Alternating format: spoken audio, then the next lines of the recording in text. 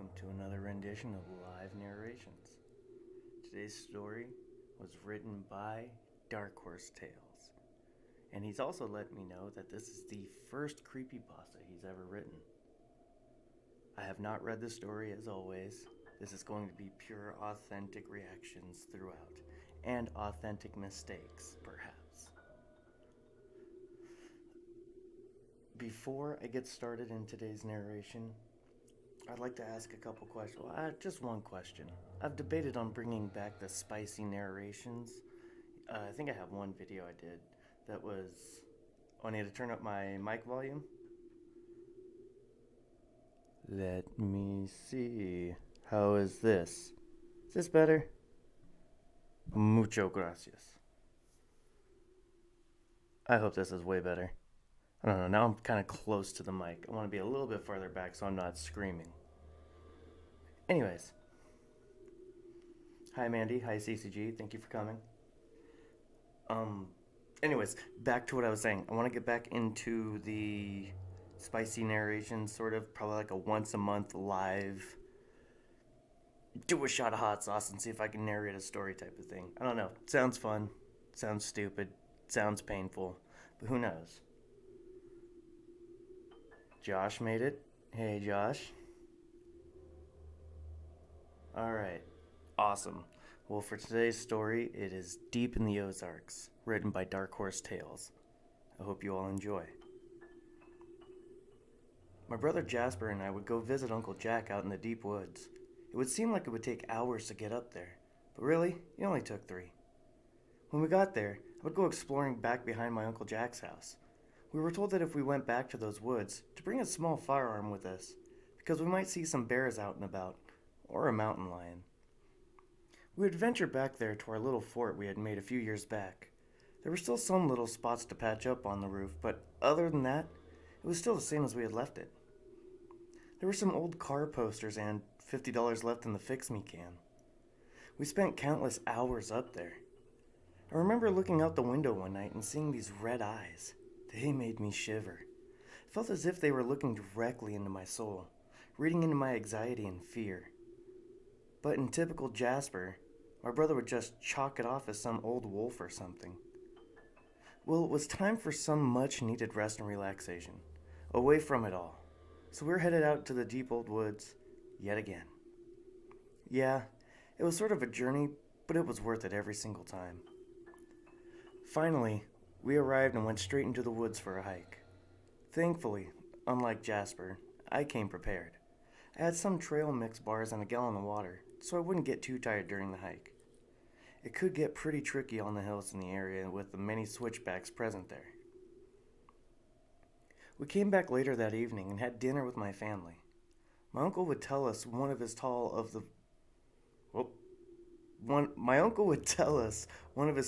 the wall tales. My dad would say it would always be about a half human flying creature. He said that he saw it one time while he was back behind his property, cutting some wood with his chainsaw. Uncle Jack says it cut out on him all of a sudden and he was about to crank it back up, but something startled him. He says he saw the half-human flying creature with blood-red eyes. Uncle Jack said they locked eyes for a second, and he saw something so bad that it shook him to his very core. He couldn't even begin to describe that harrowing experience. Uncle Jack says it still gives him nightmares. Me and my brother think that he is just cuckoo, you know? Not right in the head. He's telling us the story again, and says, "Fine, you kids don't believe me? Just wait, and maybe you'll see it this summer." And we say, "Okay, Uncle Jack," kind of with a tremble in our voice. Later in the evening, I and my brother are playing video games. I'm getting bored, so I take a little break and doze off in the recliner chair. The next day, we go into town for a few things to fix up our little fort. All it needs is a few boards and some screws. It takes a while to get 2 items because Jasper's always checking out the plants or the latest gizmos and tools that they have at the Bill's Home Improvement store. I finally pull Jasper away, and we get out, start walking, and get some lunch from one of our favorite places, Henry's Melting Pot Madness. Henry's has this amazing world-famous triple cheese, bacon bits, spicy five-alarm chili that are to die for. I'm drooling just thinking about it. But then something strange happens. Some crazy guy from the street walks up to me and whispers something in my ear and quickly hands me a small piece of paper before quickly running away. I think nothing of it at first and stick it in my pocket and just keep moving. There are always a few crazies out and about town. When we head down to go to the diner to go get some lunch, I get their world-famous spicy five-alarm chili and their all-American hamburger. Jasper gets the chicken strips, and as we finished up lunch, my brother keeps going on about our waiter and how hot she was. I'm like, okay, go ask her on a date. Stop fucking telling me about it. I guess I moved too quickly or something, because a small piece of paper fell onto the ground. I looked at it, and there were some numbers written down. Didn't seem like regular numbers, because they were spaced out like coordinates with dots in between. I was like, they got to be some sort of location. I go ahead and punch them in my rose gold iPhone, and it's to some location that's out there in the woods. It's maybe a few hours walk, so I think to myself, oh cool, an adventure. I tell Jasper that we should go check it out. He says, I don't know, maybe? Then we realize that we were too busy thinking about lunch that we forgot to get the beer. We go back into town for the beer, and then we run into that same crazy guy, and he whispers something else in my ear. Except this time he tells me about a creature and says it only comes out once every 200 years to feed on the town. I thought that was strange. That crazy wasn't my Uncle Jack. But they both talked about a scary creature. What was going on here? Sure, it was just two people in the town talking about the creature, but it was still two people in the same town who had no relation to each other talking about a strange creature. Was it a coincidence? I had to find out. I started drizzling a little. I was wet, a little excited, and feeling anticipation of future events. Now, we're heading back to Uncle Jack's house. The day is mostly over, and Uncle Jack's already nursing his sweet moonshine in his room. So we turn in for the day. I so badly want to talk to him about the strange man and the coordinates, but I know that he wants his peace and quiet for the evening. I drift off to sleep. The next day, we wake up and see no sign of Uncle Jack. We make some eggs and bacon, scarf down our food, and go to work on the fort. Finishing the fort takes up most of the day. It's late in the evening now. I'm a little tired, and I'm sitting down gazing off into the distance, and I get this weird sensation. I swear, I see some red eyes peering back at me. Was it really there? Was my mind playing tricks on me? I don't know what to think. Jasper already thinks that I'm off on a wild goose chase, so I can't really tell him I saw these eyes. I know he won't believe me. I glance down at my watch. It's around 8:30 p.m. It's time for us to go back to Uncle Jack's house, get some food, and we go to sleep. We're so tired we don't even take a shower. We just eat and go straight to sleep. The next morning, we head back to town and eat breakfast at Henry's Melting Pot Madness. Jasper and I get out of the restaurant, run into the same crazy old man. He shuffles on past us, and I yell out that I think I saw red eyes in the woods last night. The crazy old man stops, slowly turns toward us, and asks, "Are you sure you saw blood red eyes? Eyes like you've never seen before? Or are you yanking my chain?" I say yes. He steps back a little, almost fearful, and says, "Well, you two should consider yourselves lucky that it didn't get you." I say, "Yeah, I guess so," to the crazy old man. I told him that we were thinking about going to the coordinates that he had put on the paper and go see what's really out there. He said you must be very careful on your travels through the woods, and then he handed me some strange crystal. The crazy old man said that you may need it to open a door. I say, "Open a door?" He says yes, but it's really like a portal. The crystal has been passed down to me by my ancestors, and only closing that portal for good is the only way to get rid of the creature forever. Jasper said, "Let's go." I can see that he's a little freaked out and interested in the adventure. Rolling my eyes, not today, I say. We gotta get ready for this thing. We still gotta get some supplies. Don't think we're going in empty-handed to go face to face with this otherworldly creature. Remember, we can't tell Uncle Jack about this, or he'll try to stop us. Jasper thinks about it and says that I'm right. He says we will have to go out there in a few days, when the moon is just right this week. That's when that supposed creature should come out of its dwelling. I don't know why I said that out loud. For some reason, I have this feeling that it comes out during a specific time.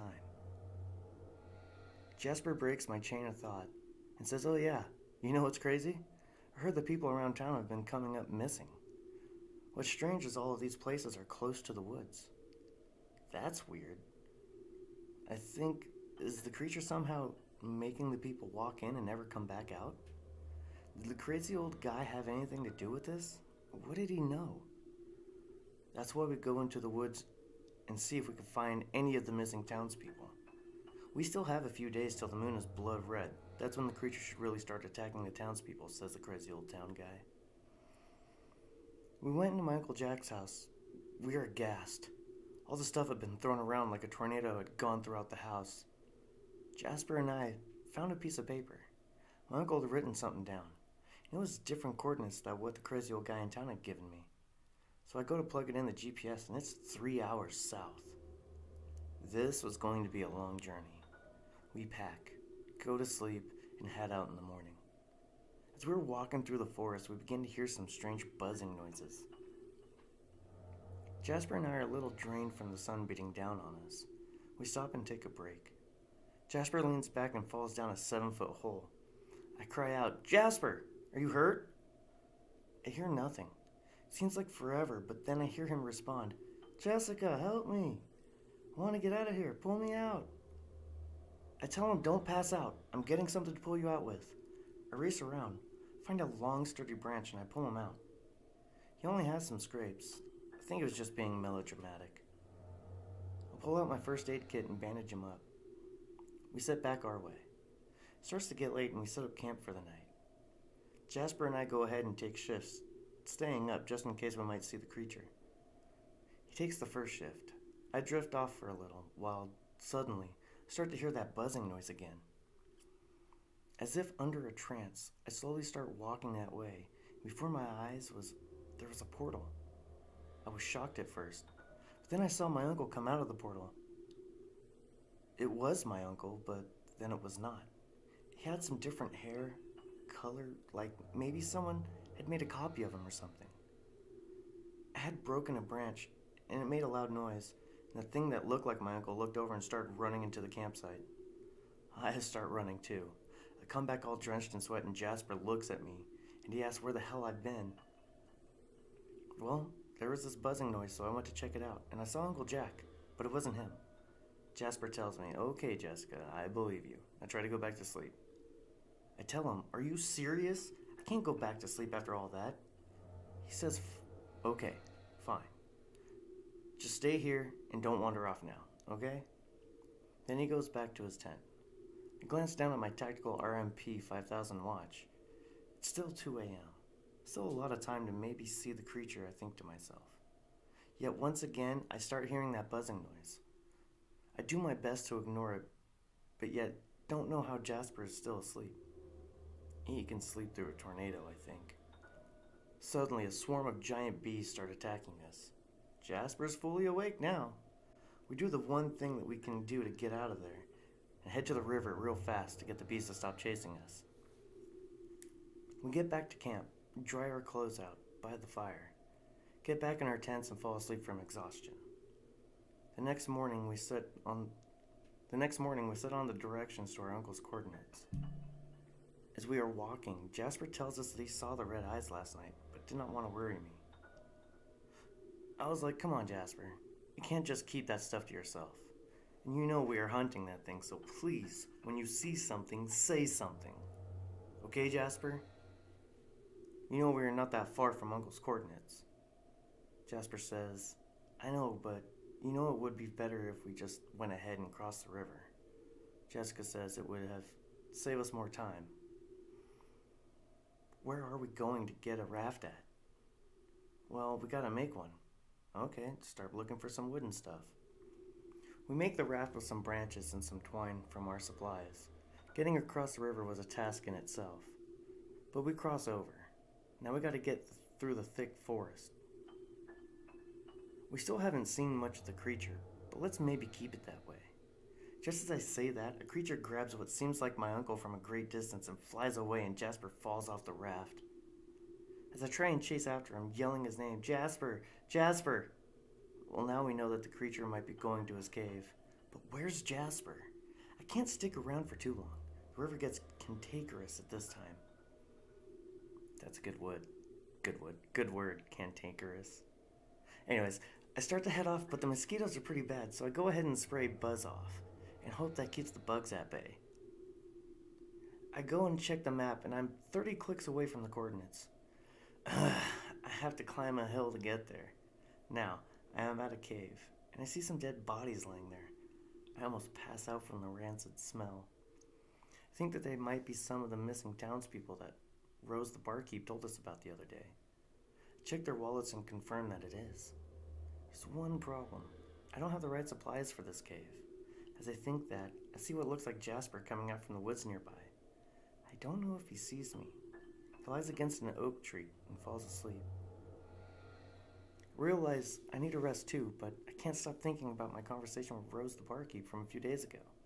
She told me to come with her downstairs. She shows me another piece of crystal. I say, "Hey, it's like the one I got already." "Yes," Rose says, "but it does something whenever you put them together." Just then, a strange noise emits from the other side of the cave. I focus on it for a little bit, but then I black out. I wake up a few hours later and see that it's Jasper. Looking scared and startled, I ask him what happened, and he tells me. He doesn't know if he believes it himself, but he says, I think I saw a portal. I saw Uncle Jack run out of it. I tried to get his attention, but he couldn't hear me. I ask him, "Are you sure? You're not yanking my chain, are you?" And he says, "No, I'm dead serious," and then glances over and asks where I got my other piece of crystal from. I tell him, "Remember when we went into the town the other day? I talked to Rose the barkeep. She gave me this." I say as I show him this unique glowing piece of crystal. Rose told me about some ancient monster that her family has been protecting themselves against for generations, going all the way back to the 1600s. She told me the creature had long, thin arms, razor-sharp fingernails, and a bony skeleton face with blood-red eyes. Rose thinks that the creature is what is causing the disappearances and wants it to go back to where it came from, once and for all. For some reason, she feels as if we are two special souls that share a similar resemblance to people within her family stories. She's saying that the events taking place are very similar to stories that were passed down for generations in her family. I wonder why us? What's so special about us? Jasper just shrugs. But the truth is that we don't have time to wait and philosophize. We're running against nature here, as we only have 2 days to find the creature. Jasper and I start to move to the entrance of the cave. He ties some rope to a boulder and places his hard hat with a light on it, and he descends 150 feet down and hits the bottom of the cave. Then I drop the supplies down and enter the cave right behind him. I glance down at my crystals and I notice that they have a faint glow to them. I think it might be close by. I say we walk for a few hours as we feel the wind somehow come up in passing us. We get to a spot where we have to dive underwater to get past the next section of the cave. I say I'll go first, but there's a current that's pulling us forward. First I put the supplies under. Then Jasper says, "Are you crazy? Putting the supplies first?" I say, "Trust me, they will be fine." We tied them all to the rope, so all we have to do is pull them behind us when we go under. "Okay," says Jasper. "I won't take it all, but I will take half the supplies, and you'll take the other half." Jessica goes first, and all is well, and then Jasper goes. Then his belt gets caught. He has to cut it off, and he still manages to bring the supplies with him, all intact. I say, I was beginning to worry you were not going to make it. I was about to go in after you. And then you popped up. Jasper says, "Now, your crystal necklace is really glowing now." We waste no time and start to make a small fire. As we are laying by the fire and eating some food, I tell Jasper, "Hey, be quiet. Did you hear that?" Jasper says, "What's that loud rumbling noise?" "Let's go and check it out." As we go down some of the narrow passages, Jasper says, "Look at those stalagmites. Those things are huge, huge, huge." Oh, it's echoes. "Huge, huge, huge." It echoes off the cave walls. I say, "You hear that squeak, squeak, squeak? Look out!" A giant swarm of bats come rushing out of the tunnels, coming up toward the surface. I yell out, "Rabies! Rabies! Rabies!" As we duck and cover their faces. They look down the hole and see the red eyes down the dark tunnel. We see them coming closer, so we quickly choose the cave to the left. We're going down the cave and keep hearing this strange noise. We look up to find a portal open. We look around and find that other small door that the crazy guy was talking about back in town. I run over to the small door and start putting in the first crystal. Then the monster runs over and grabs me, but then the necklace falls to the ground. Jasper starts yelling at the creature, but he just keeps walking away with me. I struggle, but I can't escape the monster. Jasper starts running toward us, and then our uncle comes out of nowhere and starts assaulting Jasper with his fist. Jasper is startled, but starts defending himself. Jasper was able to get a good hit on one side of Uncle Jack's head. Uncle Jack changes his stance. He's not fighting anymore and looks bewildered. "Where the heck am I?" Uncle Jack asks. Jasper tells him, "No time to explain, just follow me." Uncle Jack sees the necklace laying on the ground and picks it up. Jasper says the door to close all of this mayhem is not too far, and he sees that Jessica is knocked out. The monster tries to reopen the portal so he can take Jessica with him, but he has to have other crystals to fully go back to his planet. Uncle Jack and Jasper tries to run after her because she's the only one who knows the secret to really close it. They're walking down the dark tunnel with their headlamps, and when Jasper looks down and finds another crystal just like the one Jessica had, he grabs it and it burns his hand. "Well, what the heck?" Jasper says and quickly bandages up his hand while grabbing it with a cloth. "See, it does not burn you now, does it?" he says to himself. "No, I guess not. But it's still hot," says Jasper. Uncle Jack says, "Hopefully then soon before the blood moon." Then Jasper says, "You mean we gotta track back up to the surface?" "Yep." "Son of a bitch," Jasper says. "Yeah, I know, kiddo," says Uncle Jack. As they are on their ascent back to the surface, they start to see some large cracks in the walls that were not before. Then all of a sudden, stuff starts falling off the top of the walls. Uncle Jack says, "We had better start really running faster and faster." They're almost to the surface when all they have to do is just climb the rope back up. Jasper gets a hold of the rope and starts heading up. When the floor starts falling all around him, "Uncle," he says, "hurry up." Jasper starts going faster. He's about halfway when his uncle says that he does not think that he's going to make it, seeing how the floor is falling all around him. He yells to Jasper, "Here, take my keys to the cabin and cars." Jasper says, "Okay," with tears falling down. His uncle gives one big throw and Jasper reaches out and grabs them and starts climbing back to the surface. And as he gets there, he looks down one more time and sees the creature grab him and pull him back into the darkness. Jasper yells, "You bastard!" and starts heading to the graveyard. But before that, he goes over to the bar and looks for the barkeep. Someone says she's down to the cellar. Jasper heads down that way as she's putting some wine away on the racks. She says, "Jasper, what are you doing here? Where's your sister?" Jasper, trembling with tears in his eyes, said that the creature has Jessica. "I need your help, please. I don't know who else to turn to right now. Everyone else will think I'm crazy." Rose the barkeep says, "Okay, I'll help. But first you got to calm down and take this shot with me." She pulled out some cobwebbed bottle from out of this old wooden box and pulls out this dark red looking fluid. Jasper asks, What is that? Rose says, don't worry about it. Just drink with me.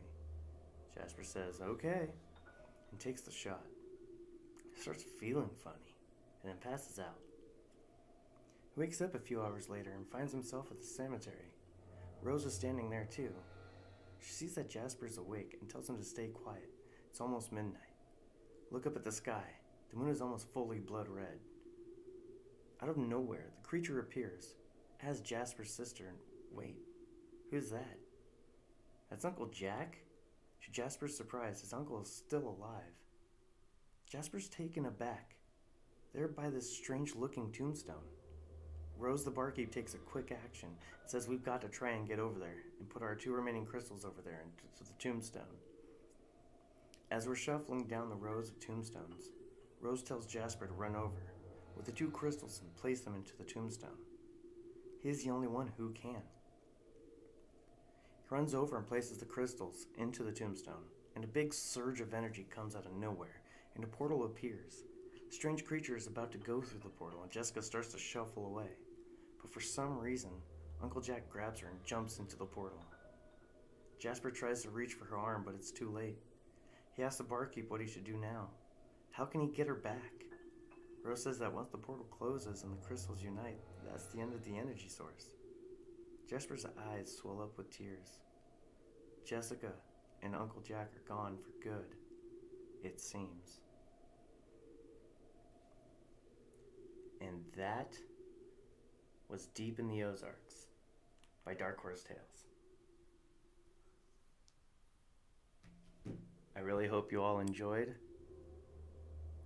Honestly, what's your guys' opinion on the story?